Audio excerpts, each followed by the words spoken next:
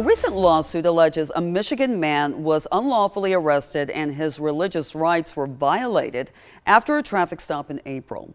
Olivia Dunn spoke to that man's reverend as well as the district attorney of Monroe County and breaks down both sides of the story.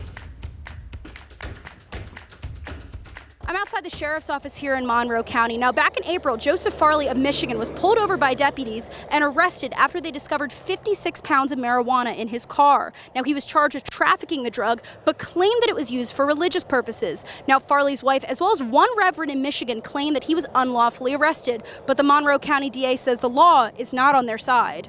I'm praying every day. Reverend Heidi Lepp says Joseph Farley's rights were violated when he was arrested and charged with trafficking marijuana in April. Lepp is the founder of Sugarleaf Church, which believes in the use of marijuana for religious sacrament. She says Farley is one of her members and is now fighting for his release from jail. But I hope the future holds for Joe that we can get justice. We can get him out quickly.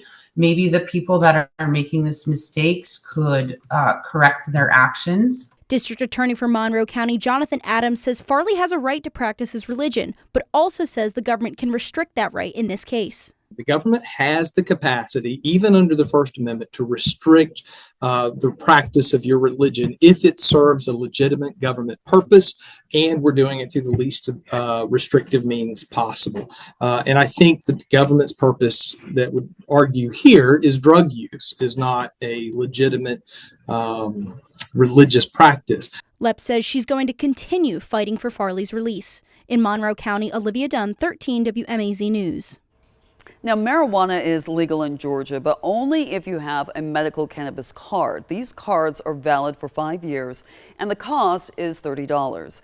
They let patients buy low THC oil legally. Now, card holders can apply online and have their card mailed right to their door. People with conditions like cancer, AIDS, Alzheimer's, and chronic pain can qualify, but they need a doctor's approval.